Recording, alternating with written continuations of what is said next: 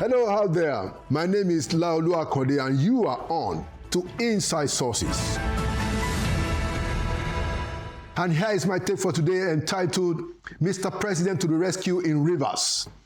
Last week, President Bola Ahmed Tinubu called the members of the Lagos State House of Assembly to the villa and reportedly resolved the misunderstanding that rocked that state for over a month. We don't have the details, but we saw everyone happy and giggling in a group photo at the Aso Villa, suggestive of some resolution. Now, it is important for Mr. President to understand that he needs to intervene for the people of Rivers State like he has done for the people of Lagos.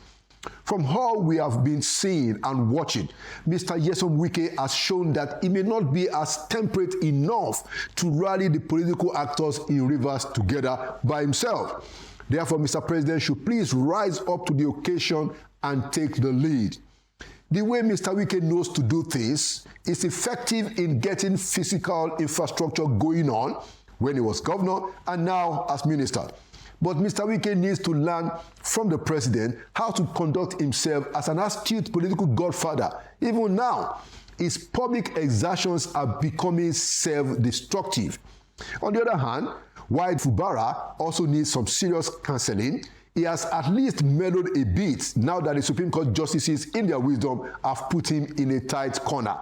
So this is what we propose to Mr. President regarding Rivers State, that both the FCT Minister Wike and Governor Fubara should give each other a second chance. Nothing is unforgivable in this world. After all said and done, we all have expiration dates here. If we recall, Mr. President has been in this kind of situation himself in the past when Governor Fashola, his political godson in Lagos, was in office, especially towards the end of 2011, Fashola's first term. There were political differences that emerged which seriously hurt then former governor of Lagos State, that's Tinubu, so much so that there were speculations that Asiwaju may withdraw support for Fashola for a second term. But I don't remember that we had this kind of political drama such as what we are seeing today in Rivers State. What we all saw was that Asiwaju summoned enough political wisdom to let Fashola be. And in the end, as the former governor, now president, continued to play the godfather role in Lagos by significantly influencing the emergence of Fashola's successor in 2015 and the next governor after that, Governor Babajide Sanwo-Olu. This is the kind of counsel Asiwaju ought to give Wike in the interest of Rivers State and in the interest of Nigeria. We should not let Rivers State burn. And we shouldn't wonder whether or not there will be significant disruption to the peace of Nigeria and the prosperity of Nigeria if that happens. No need for that experiment. Let us douse the fire now when we can, please. We don't need an all-out political imbroglio. Enough time and resources of the people of Rivers State have been wasted already. For instance, we don't need to argue about this one thing, that suspending the allocations of any state in Nigeria is bad enough and can ignite real national disaster, not to talk of a state that is an oil-producing state with all the history, odds, and perceptions of their marginalization and exploitation. So, now that the Supreme Court has ruled and Governor Fubara is sounding ready to play ball, Mr. Wike should just let him be. Mr. Wike has done enough tongue-lashing of Governor Fubara already, even in public. Time for real peace and progress of that state is now. The details of a political resolution between Fubara and Wike can be sorted out by the president like he tried to do much earlier in this crisis when he brought all the sides together in the villa, including the elders of the state. Now, for the peace of Rivers people, Mr. President should call both sides together one more time. And in doing that, we respectfully ask Mr. President to be even-handed. We strongly believe that both Wike and Fubara will listen to the president now. So we join those who are hoping that we get some peace in Rivers State by a presidential intervention, especially now in the political drama that we are seeing in that state. Once again, like the president has rallied his own Lagos people after the crisis in the assembly, he should do the same for the people of Rivers State. There is wisdom in such a move, even for the entire country, Mr. President. And there you have it. Inside Sources will be right back. Welcome back to Inside Sources today as we continue our conversation on the future of a great country. I have with me a returning guest, a lawyer, newspaper columnist, and former Labour Party presidential candidate spokesperson who has been very active out there and doing new things. I'd like to welcome back to Inside Sources, Mr. Kenneth Okonkwo. Thank you very much. Thank you, viewers, for joining us. All right, it's good to see you again. It's my pleasure. Especially with all the things that are going on. You know, we're going to get to it, but let me just open this conversation this way to say that in another 2 months, it will be 2 years that we have a new president. You know, in what direction do you think this country is going based on what has happened in almost 2 years? Ken? We are not in a good place, and we're not heading towards a good place. We have a government that has the audacity to take decisions, but has the audacity to take wrong decisions. We have a government that President Obasanjo just described as wasteful and corrupt. And one thing you can't take away from Obasanjo is that he gives you the facts. A government that is borrowing almost 15 trillion naira to service the debt, that's $10 billion, has the guts to award one contract, road contract, in the sum of 15 trillion naira, in which his family has interest. That is almost as the cost of what we are borrowing in a year to complete the money you need for your project. Look at a government with that 15 trillion naira, for instance, that is your deficit. From nowhere, you had an additional revenue of 5-point-something trillion, which you did not plan for when you submitted your budget. Yeah. A government that is interested in the future of the next generation should have been thinking about saving that. Because when you're preparing a budget, you're preparing how to achieve the budget. They have not fulfilled up to 50% of 2024 budget. And then they have planned out the 2025 budget. And from nowhere, you got an additional revenue of 5-point-something trillion. If you had borrowed 15 trillion, why didn't you use that as saving so that you will be cushioning the effect of the debt you are borrowing? Now, what did they do? They shared it. Because that's what this government has been doing. And you're giving 1 trillion naira to Solid Minerals, which had 9 billion naira as budget. Meaning the Solid Mineral Ministry has prepared to use the 9 billion naira for the year. So its capacity, its manpower has been tailored towards using 9 billion naira. Then you escalated them, 1 trillion. By management principles, they would not have the facility to accommodate, to implement that 1 trillion naira within a year. Then why Solid Minerals? Because we are thinking about in a capitalist nation, you'll be thinking about getting the qualified private sector to get into these things, who know these things, and then let them give you the benefits of the resources, and you would have a strong regulatory agency in it. Tell me all the natural resources we are having, where the government has been in charge, where it has taken us to. Look at what is happening in oil business. Even when we now have private refineries, you cannot even support these private refineries to give you the dividends of oil. The greatest destroyer of our foreign exchange is imported refined oil. If you can tame that, Naira will start appreciating. Don't you think that is beginning to happen? No, it is not beginning to happen. Why do you have those installed capacity and you are still allowing a governmental agency to be important? Why? You know, in a corrupt society like ours, you do not commercialize a public business enterprise without, first of all, privatizing it. Because people will use it as a cash cow for themselves and their families. And the reason is because there is no consequence when they run it down. If they are bankrupt, it is the nation that is bankrupt, not them.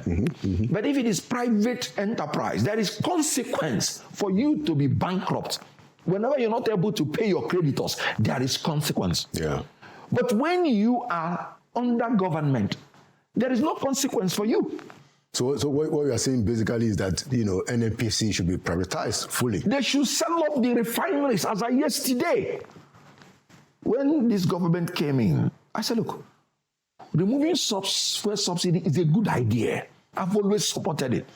But please, saturate the system with supply and ensure there is no monopoly.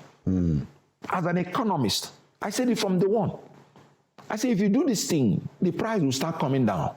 And look at it, as we are increasingly moving towards breaking monopoly, and as we are increasingly, moving towards saturating the system with supply, the price will start coming. This is pure economics. Look, I am an economist. Yeah, I know what I'm talking about. So Ken, Yes. do you see any just for balancing? And I'm just asking for that. Yeah. So do you give them any credit for that? The fact that the price of oil is beginning to come down. What do you give credit for? What you're having now is not that the price is coming down; is that the price is volatile. Comes down today, goes up tomorrow. Now, why would I give credit to a man who would run aground the country and any little improvement will serve as if he is making improvement? I'll give you an example of what I mean. Okay. This government met of Naira officially at 420 Naira to $1. Then it went so bad to almost 2,000 Naira to $1. Then you want me to give them credit To bring it back. that they are 1,005. Then they are using our brain until the Naira becomes less than what they met it. I will give them credit.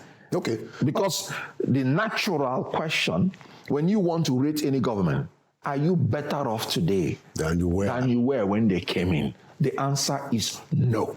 Now, okay, so let's dimension, because you've said a lot of things. Let's try to find a way to dimension it. Do you think that the president still has, because their argument is that things are beginning to get better, not that we are there. They point to the fact that now you have, the price of oil is coming down. You've responded to that. Do you think that the president and his team still has some time to sort out this matter, or has it become for you, look, we already know where this is going? I already know where it is going. Because what brought the price of fuel to 900 is not removal of oil subsidy. It is the incompetent manner of handling the Naira.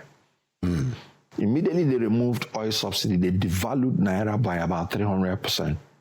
And that is what, we are still in that 300%, because it's about 1,500 official. In the black market, or I don't like using the word black, It's a difference in the of main street. 50 Naira. Good. So, which is one of the other things that we didn't have before, but at what cost? Because before we used to have a wide gap. Good. But Good. that gap has been closed, except that, Now, so 1,500 was what brought the cost of fuel to about 1,000 something. Yeah. Because we were importing every refined oil then. So the danger is when you are selling to the private refineries on still that high price, because I was telling them that when Dangote refinery comes on, comes on stream, we're not going to have it cheap, because they wouldn't be getting the crude cheaply, because the Naira has been devalued. So the issue here is that this government is not heading towards the right path. The right path it would have headed, like I told you. Right. NNPC, get off. Let's go to what we did in telecommunication. Just With this privatize terrible it. situation in the country, the price of telecommunication is still very, very, manageable. And why? Competition. Why? There is supply. about 4 major players. Are in place. Major players. So they know the consequences of not competing very well. If you do that in the oil industry, we are going to gain so much because it's our product. They wouldn't have to be importing it. Now, it will stimulate the upstream to manufacture more oil. Yeah. And they will utilize and have more to export. And then we begin to be net exporters of refined oil. So you will be earning foreign exchange in the balance of the crude. You will be earning foreign exchange in the export of refined products. And Nigeria will be good for it. With NNPC still managing this, it will be a conundrum for the siphoning of money of Nigeria. How many billions of dollars have we invested to repair? I'm not saying build a new one. How many billions did Dangote invest to build a new one? One of the largest in the world. You can't compare it. Can you imagine if private entities had invested those money we invested in trying to repair those things? To build new refineries would have had at least 4 different brand. Well, I mean, I cannot but agree with you about the corruption in the oil and gas, particularly in NNPC. And you were an APC member when very well also served, and it's one of the things that I found very embarrassing. That in 8 years we couldn't repair, fix the refineries. Started getting to it, I think, about the 6th and 7th year. And billions of dollars were being invested. Well, certainly. How do you explain it? Corruption. Yeah. So in that area of corruption, and I have even on this show called out the president that look, you need to fix the corruption in the NNPC. But I think the idea of privatizing it in a very transparent, even if government is going to have a little bit of shares, it makes sense. I mean, for instance, on the pattern of NLLG, absolutely. And even the joint venture, as in the crude oil, exploration, it's private business companies that do the exploration, and the government has the JV. That is what we have now. That's it. But we still have a heavy involvement of NNPC, especially in the allocation of the crude. Now, so good. When it is privatized, government is still going to hold some shares, but what we are saying is entirely that we should put everything entirely in terms of the operations, the operational control in the hand of private sector. That like investments in it. Yeah. And they know the consequences. Yeah, because I'm not even sure that we have the money to even invest in the upstream. How do you have the money? Yeah. When you're borrowing about $10 billion to finance your budget. Yeah. Now, why I told you that this government is not going to head towards the right path anytime soon. When they were removing the oil subsidy, what did they tell us? That they want to have more money to provide the infrastructure for us. Now, which infrastructure are they providing? This government, with 15 trillion naira, they would have repaired all the existing roads and prevented our tankers falling like birds, exploding and killing a lot of people in oil. But yet, they want to commission one project, calling it a new road, without environmental impact assessment. They say they are rerouting down, meaning they did not plan it through when starting. And these questions were germane questions which we asked the people. Where was your environmental impact assessment? They said they did it. How did you go through the procedure of procurement? There are certain projects you enter into that. Look at the 5 trillion, like I told you, that came in. So why didn't you put that 1 trillion in the works, where our roads will be made, because they are already looking for money? You're saying solid minerals. Anyway, let's move along from the economy. So we're not heading towards the right path. Okay, point.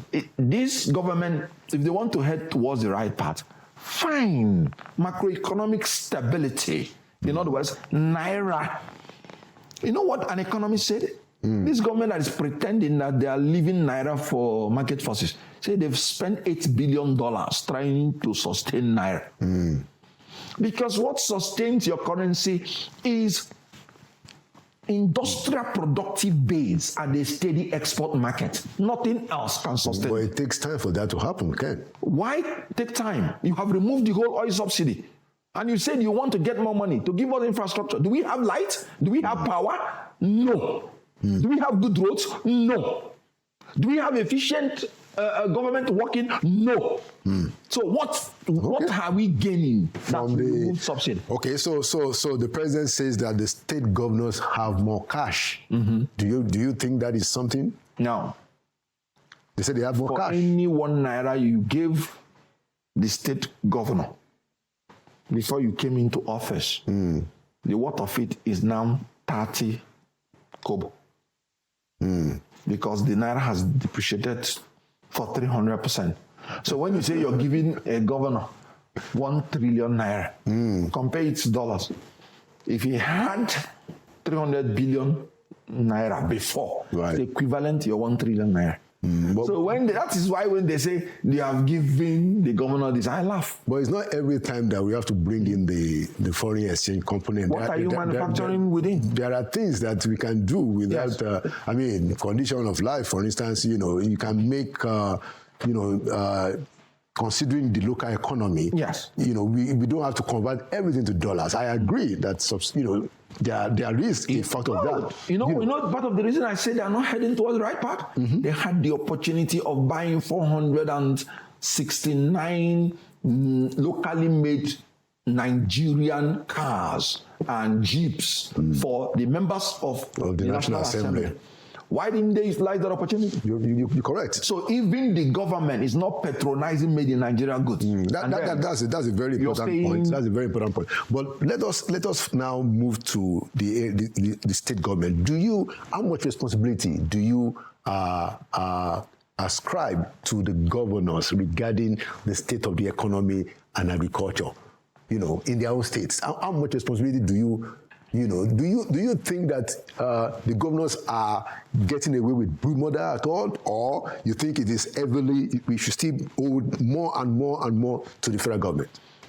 Do you know why I always, since I entered into politics, I've been praying and working hard for us to get a good president? Because I discovered that all the sub-regional governments take their coup and take their pattern of behavior from the federal government. What you're seeing that especially all the president. what you're seeing all the governors doing is a reflection of what the president is doing. He came in and wanted to buy Beast bulletproof for his car. He bought private jets, gold plated entrance. That's the way all the governors are going to do their own. So if we can get the president right, one president, and the president will say, I'm going to use made in Nigeria cars for all my work. Watch it. All the governors will do so. Watch it if your president comes in and did not appoint ministers for 60 days. Watch and see how many states that will appoint commissioners within that 60 days. Then you will understand what I'm saying. That whatever you see those president do, it would dovetail to all the regional governments. Very important point. This argument cannot be gainsaid at all. Check all the cars that the governors are hiding. But I still, I agree with you. This, but I think this, and I don't even know why they like the names of all these, carnivorous animals, driving on. That's it. This, bulletproof, and that, and that. How many of them are patronizing made in Nigeria goods? Because that's our sure path to industrial growth. Interesting. Let's move along, to the politics of 2027, which seems to be already apace. And I think reasonably, because the primaries are going to be sometimes next year. This is 2025. The primaries is going to be in 2026, probably by June. So we are talking about 12 plus 2 months, 14 months. We're going to be having the primaries. Absolutely. So it's pretty, the timing, in my view, is actually right. Do you think that, first of all, let me ask you, so where are you in terms of all this oppositional coming together? Because I see that you've left LP, you know, you've also, you're no longer following Mr. Peter Obi. Yes. The last time, you know, I read that you had a meeting with Mr. Atiku. Tell me, what's your whole game plan for 2027, Ken? My whole... And I ask this because I know you are a progressive. Very correct. You know, my whole game plan is simple. If the opposition is serious in wresting power from this incompetent and corrupt government, they must all come together and act like one. Because that was what APC did in 2013. Yeah. And that was what helped them to wrest power 2015. Okay. This is now, where... So where I am is, I believe in coalition. And when I was leaving where I left, I said, I am open to discussion with every group with a view to consolidating the opposition so that we can take out this government. Okay. So you and I were in the arrangement of 2014. No, I wasn't with you. In 2014, 2015. Okay. I was not part of the people that brought Buhari to power. Okay, when you joined 2019. Okay, excellent. Yeah. So some of us, yes. You know. I worked for Jonathan 2014, 2015. Okay. That was when I aspired to be a member of the House of Reps under PDP. Okay, good point. Now, but a lot of us were part of that movement, and this country even had that kind of clamor, you know. And sure. For which the APC won and changed. Yes. You know, my fear. Yes.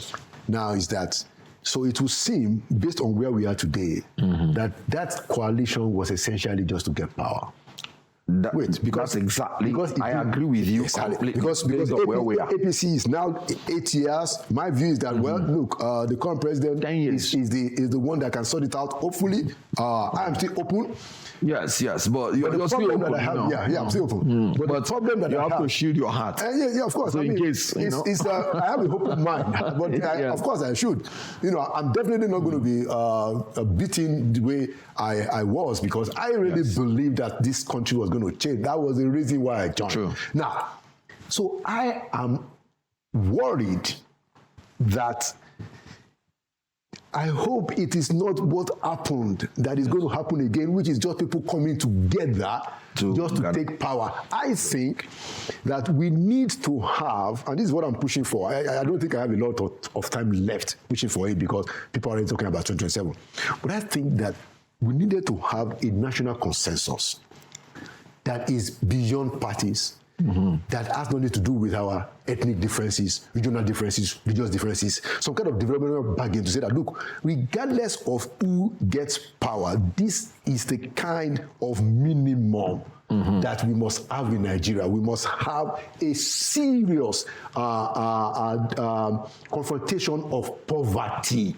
Whichever party, we must deal with, we must agree on that. Number two, we must have a situation where there is the enforcement of rule of law, regardless of whatever party. You know, we must fight poverty, and then we must fight corruption, regardless of party, ethnicity, you know. And I was pushing for that kind of national consensus, but in the quest for us to, you know, for people to knock out an incumbent, I'm afraid that this thing may be another repeat of what happened in 2015. Ken, tell me why you don't have that worry if you don't. Right, let me see. Your fears are very, very germane. But, you know, let me start by saying that 2027 is one of the most complicated and complex time in the political history of Nigeria. Because we have this gentleman's agreement, 8 years in the South, 8 years in the North. Yeah. Now, 4-year term. Yeah. When an incumbent is not doing well, and in the midst of his tenure, it's a very difficult thing to, you know, to change or to project what will happen. Because would you say you want to get a fresh person from the South? The North will say, that means he will do another 8 years. They'll be afraid. They'll be scared. Yeah. And politicians are not very good in being trusted. Would you allow an incompetent government to continue just because you want to? Would you sacrifice the whole Nigeria just because you want to give an incumbent government to finish 8 years? Now, would you say let it go to North when it has just been 4 years in the South? Right. The South will say, you're shortchanging us. Yes. So it's a very complicated thing. I agree. The best thing, if politicians were to be trusted, is to have a free, fair primary where every qualified person, whether South or North, will partake in it. And whoever will come out will agree to do 4 years, whether from the South or from the North. Well, if he's from the North, why does If he does 4 years? no, if he does 4 years, he would have now it would have been shared between North and South for 4 years. 4 years, and then Then it returns back to the South. Okay, so it doesn't have to be 8 years. Yes. Then if the Southern person, if the fresh person, Right. wins, he will do only 4 years to complete the Then it will go to the North where it will spend 8 years. Yeah. So if the North say no, we agree this government is not doing well. It's not yet our turn, but we can do 4 years. That's if the person emerges from the free fair primaries. Because if you begin to regiment it and say you won't do primary, then it will be a selective thing, not a democratic thing. You have to do primaries. Very good. And then you can't say you're restricting it now to one side, because each side has, equitable interest. That's the problem. It's really very problematic. And that's why I said everybody should come together and let people talk. It's something that can be discussed over. And let there be agreement. Who is who here that will agree to do 4 years? It's going to influence who I'm going to support. Because I still believe in equity and justice. I believe, alongside with you in 2023 that the president had the option of actually showing real leadership. Absolutely. By picking a Christian. And I'm sorry, we're going to mention names, Dogara, A lot. Yeah, he's just one of the many and then, clearly, advanced politicians that would have... The first thing he said, which was an insult to Nathan Christians, no, you're talking about competence.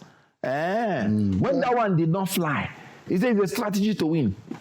Well, let's, because of our time. Do you know, Northern Christians, this is one of the very, very few opportunities they have to ever be at the presidency. Why am I saying that? When it is the turn of the North, they will say, you have to use a Muslim. When it's the turn of the South, you say you have to use a Christian to balance things. Yeah. So it is when you have that upset of a Muslim coming from the South that you would have the opportunity to produce a Christian coming from the North. Yeah. It was a missed opportunity. Yeah. Well, and unfortunately, I'm sure that all of those things are going to sort out hopefully in our future.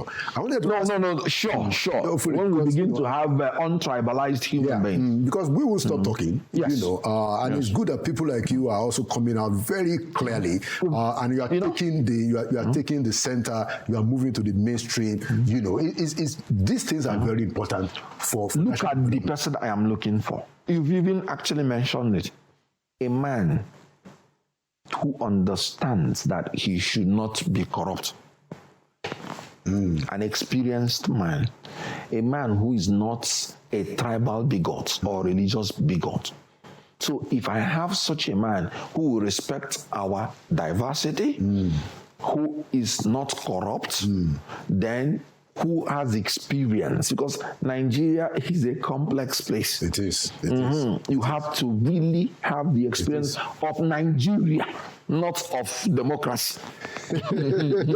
Then, I'm willing to go. I'm willing not to be so particular whether it is North or South, provided that justice is maintained. Then I am willing to take a look. All right. Our time is fast spent. We will have to continue the conversation. But thank you so much for coming to Inside Sources, Mr. Kenneth Okonkwo. And thank you for your voice. Thank you. Thank you for chatting, a new future for our country. And I agree that people like you should get involved more and more in politics. I'm taking a seat back. I'm going to stay in journalism, so that I can also have a very dispassionate, non-partisan voice to it. And you've been a very wonderful journalist. That has always been your base. And the value you brought in, when you came in and worked with His Excellency, Oshibanjo, your contributions are very immeasurable. Thank you so much. Thank you so much, Mr. Kenneth. Thank you for coming to Inside Sources. Thank you. And thank you for your voice. Thank you very much. Inside Sources will be right back. Welcome back to Inside Sources. On Friday, we started our coverage on the situation in Kudomti, Numa local government in Adamawa State, where in 2015, a Nigerian farmer was attacked by an herder who came into his farm, brought out a knife, a fight ensued, and this Nigerian, Mr. Sunday Jackson, managed to hit back, whereupon the herder died. And then there has been a case since that time, 2015, up until last week, when the Supreme Court confirmed that indeed Mr. Sunday Jackson, who is now in his early 30s, is guilty of culpable homicide, which is what we know as murder. Now, to further discuss this, I have two important guests. First of all, from Washington, D.C., I have Mr. Emmanuel Ugebe, a U.S.-based Nigerian lawyer and advocate, who actually was in court at the Supreme Court last week when the verdict was delivered. Welcome, Mr. Ugebe, to Inside Sources. Yes, thank you very much, Laulu. All right. And here with me in the studio, we have Abuja-based lawyer, Mr. Ibrahim Wali, who will also further explore some of the legal implications with us. Mr. Wali, thank you so much, Thank you so much. All right.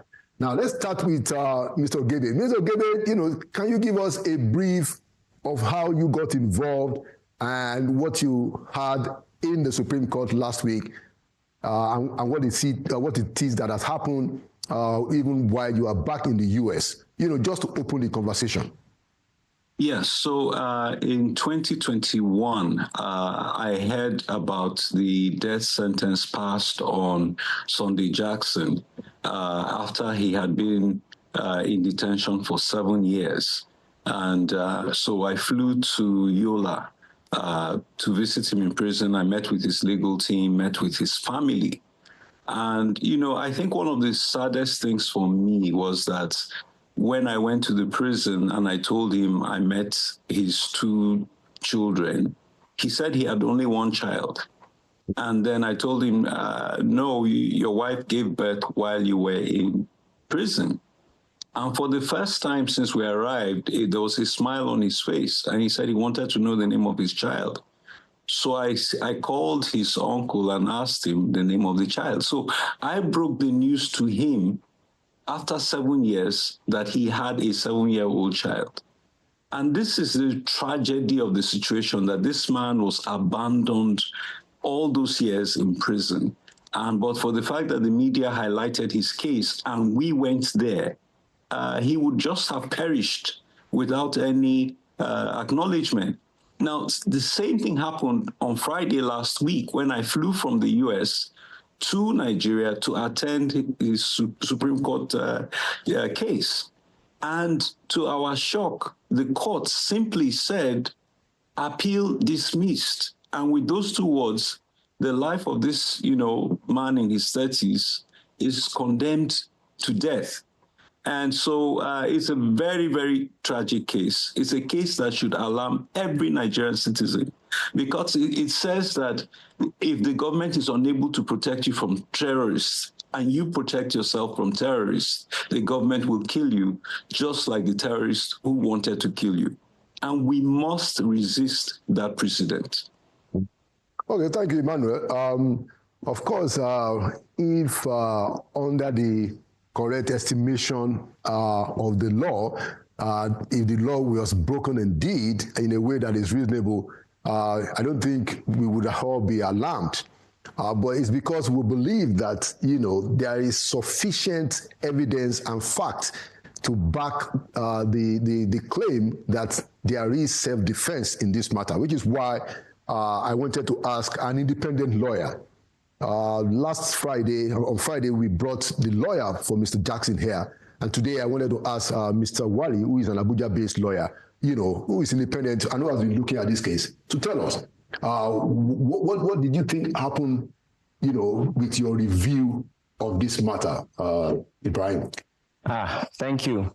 So after a thorough review of the trial court's decision, that is the High Court of Adamawa State, which was conducted by Justice Fatima, and also the review of the Court of Appeal decision, without prejudice to the reasoning behind the Supreme Court's decision. Right.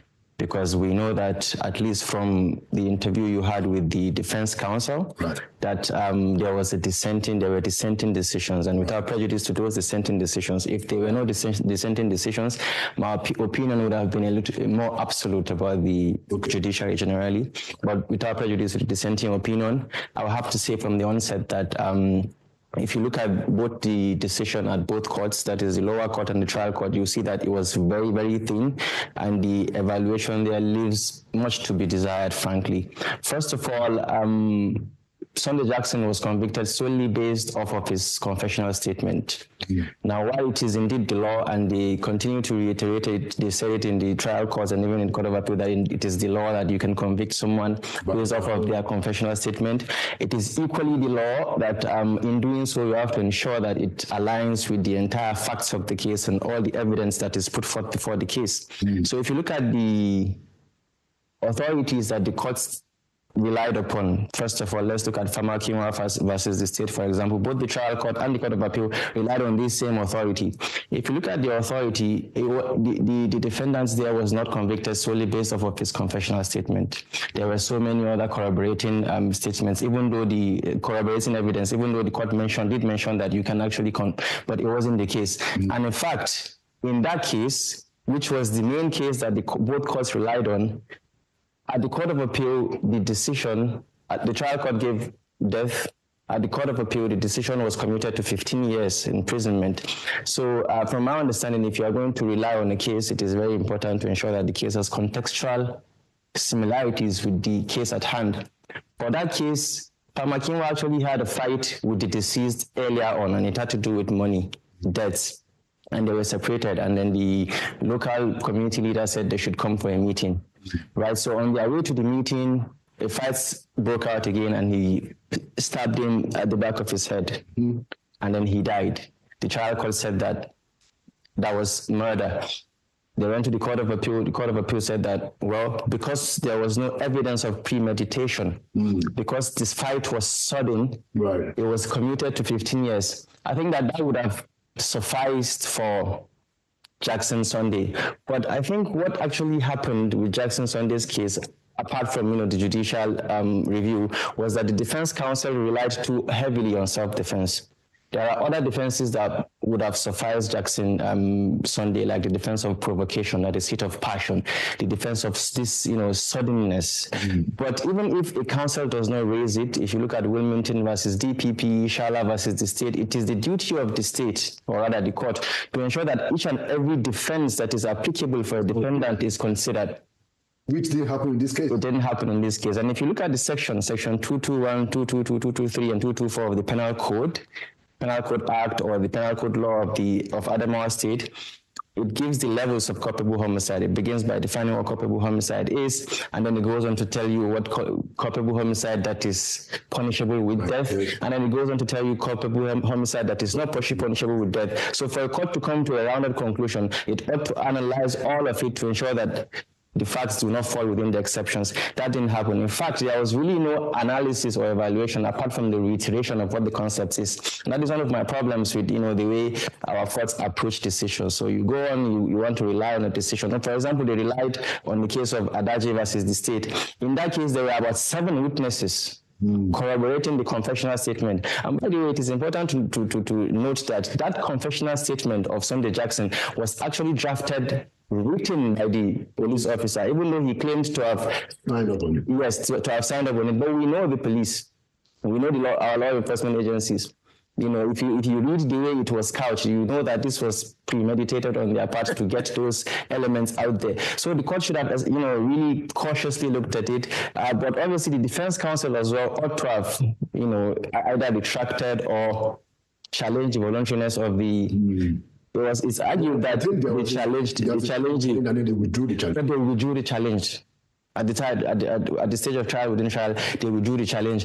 However, the Court of Appeal went on to actually say that there was a trial within trial, even though the decision of the trial court shows that there wasn't a trial within trial. But there's something that I call the confessional tyranny of the confessional statements. Now, that a statement is before the court officially, is admitted before the court, does not mean that it is presumed to be credible.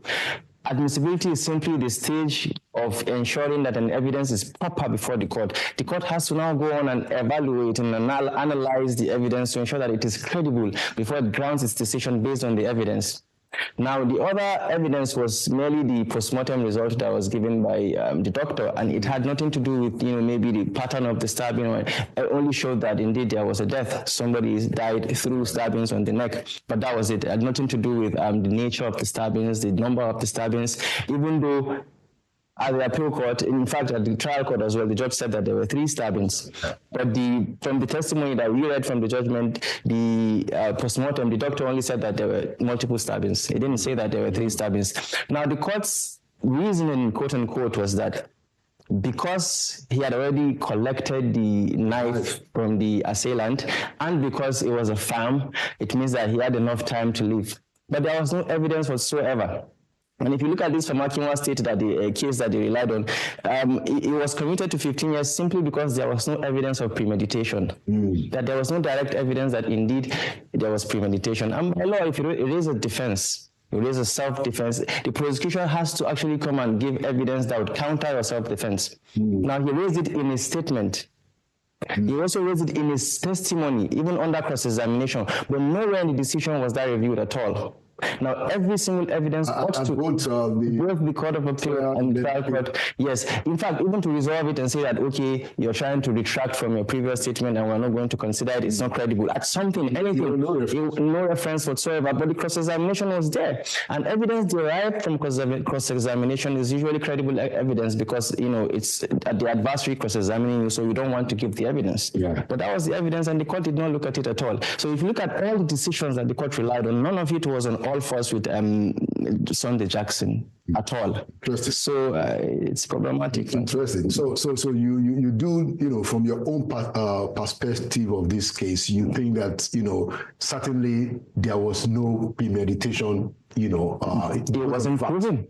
At least there was no fact, no evidence that was put forth apart from his confessional statement. And even in his confessional statement, there was no premeditation. He just said that he killed him. Yes, he just said he killed him. He didn't say that he intended to kill him. He was angry about it. There was nothing. But we all know that, and it's clear that, okay, there was a wrestling, there was a fight between them. You can't tell me that, in a situation of a wrestling and a fight, then I have the opportunity to run away.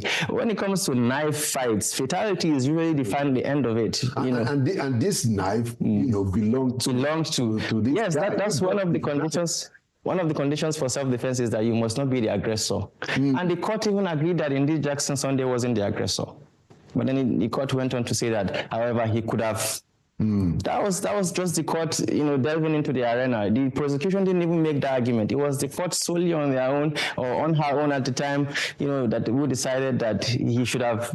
There was no evidence as to the nature of the farm. There was no evidence as to the nature of the fight, whether he had other means to actually. There was nothing whatsoever. But the court went on and made that decision, and I feel like that's a travesty. Interesting. I mean, that is the way a lot of the common people, also view it. Including myself. where both of you and Emmanuel are lawyers. So, Mr. Ogebe, since you went back to the U.S. where you are based, I understand that, you know, the international dimension of this, you know, what is clearly, you know, in our view, a travesty is heightening. So can you update us on that? Yes, you know, before I do that, I want to commend my learned colleague, Wali Ibrahim, for that fascinating analysis of what transpired in the lower court. In fact, I dare say that if he had been counsel for Sunday Jackson probably would be free today. I just want to, you know, buttress his analysis with two quick points. One of them is that the trial judge, Justice Fatima Tafida, claimed in her judgment, in the last page of the judgment, that she had no choice and no option than to sentence him to death. That is fundamentally false. One of the basic powers of a judge is to actually convict a defendant for a lesser charge if it appears to her that lesser charge has been proven in the courts and that would be an appropriate sentence in the case. So she could have downgraded the charge from culpable murder, culpable homicide punishable with death, to culpable homicide not punishable with death, which is what happened in the Farmer Kinwa case, where the Court of Appeal, as my learned colleague said, you know, reduced the sentence from death and murder to manslaughter and imprisonment. So the trial judge did not know her job. Now, the second thing I wanted to point out is that even in the conviction, the trial judge should have asked for a plea of allocutus, of mercy, to be entered by the defendant and his counsel. And if you look at the trial records, she never did that and just went straight ahead to sentence him to death. Then thirdly, and this is, you know, a key point that he made and which we'll be making, is that she created her own facts, which were not in evidence, and gave judgment based on information that she created. You know, so that's very concerning. So coming back to what has happened in the United States, we returned to the U.S. this week after the hearing in Nigeria, or the judgment in Nigeria, and this issue came up in the U.S. Congress. My learned colleague, Nina Shea, a renowned Washington human rights lawyer, brought up the issue of Sunday Jackson, which I had briefed her on, in the hearing before the Africa Subcommittee. And that hearing was to determine sanctions on Nigeria relative to egregious religious persecution and, you know, failure to protect its citizens from persecution of that nature. And of course, the case of Sunday Jackson clearly falls in that category because there are more Nigerians on death row for self-defense against terrorist attacks than there are terrorists on death row in Nigeria for killing thousands of Nigerians. And that is a travesty. A country that cannot protect its citizens from terrorist attacks should not kill the citizen who protected himself from the terrorists that the government could not protect him from. And this is why the case of Sunday Jackson is very problematic. I want to add one quick point here to show you how serious this issue is. A spouse of a Supreme Court justice told me how when they were living in the Northeast, they hired a Fulani man to take care of their cattle. And after the first week, the man came and met the judge's family and said, we nearly had a problem today. The cow entered a farmer's farm and ate his crops. Can you imagine that the man came to challenge me? I almost killed him. This is what a Fulani man told a judge. And so the judge obviously was concerned that, look, this man will go and kill somebody because of my cow. I don't want trouble. And now sacked him from employment, hired another Fulani man. What I'm telling you is an actual fact narrated to me by the justice's family. Do you know that the second Fulani man now stole the cattle of the justice and disappeared? So the family now had to be searching for him up and down. Finally, some Fulani people advised the judge and said, look, if you keep following this man for your cattle, this man might turn around and kill you. So let him go. This is to illustrate to you the extent to which even people in the judicial system have been victims of this phenomenon. And so when you see this kind of case come before the Supreme Court, and nobody could look at it and say, this man did not premeditate this attack. This thing happened to him, unfortunately, and he should not be a double victim of this circumstance. It's unfortunate that he has served 10 years already, which he can never recover. And then after that, you want to put him to death to complete the attempted murder that the Fulani man started against him in 2015. That is unconscionable. Thank you so much. Last word, Mr. Wali, especially if you can also relate to the issue of the clemency. The attorney to Mr. Jackson, on Friday had said that there's going to be application for clemency. Do you think, that is what the governor ought to do, the governor of Adamawa State, as a lawyer? Well, before I answer that, I have to say, because I'm constricted to the judgments. I have no idea what happened behind the scene or what didn't happen. And I have to say as well that the policeman who took the statement and the person who countersigned it, another policeman who countersigned, both of them were Christians. And the lead judge at the Court of Appeal is Christian as well. I think that there's enough facts there's enough information from the judgments to actually pursue clemency without, bringing in the religion aspect. But look, that is without prejudice to anybody's motive out there. Regarding the clemency, obviously the governor has the power to pursuant to Section 212 of the Constitution to grant clemency to anybody who has been convicted under the state law. By the Constitution, they ought to have a committee of clemency. If it's a federal offense, it is the president, and I think their own committee is set by the Constitution Council of States, which involves former head of states, former presidents rather, and the president himself. But for the state, it's a state offense, so the governor has the prerogative to decide his clemency team. I don't know if our governors are active in this regard, however. I don't think that, they understand or they appreciate the judicial system to that extent.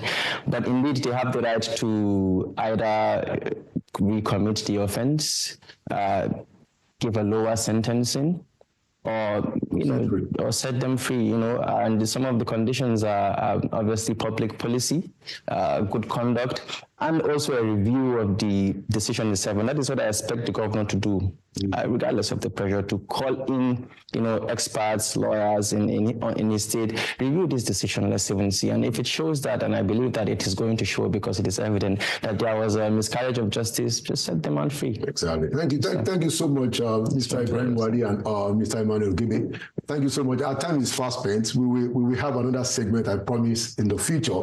But because of our time, we have to go now. We hope that the governor of Adamawa State, Governor Fintiri, is going to take the option of clemency, especially because we know at least there is a dissenting judgment in the Supreme Court. We will follow this case until it is concluded. And there you have it, another edition of Inside Sources. And like we always say, Nigeria will prevail. That means Nigeria will win, because we will not relent. Thank you for watching. My name is Laulu Akonde, and by the grace of God, I'll see you at the next edition.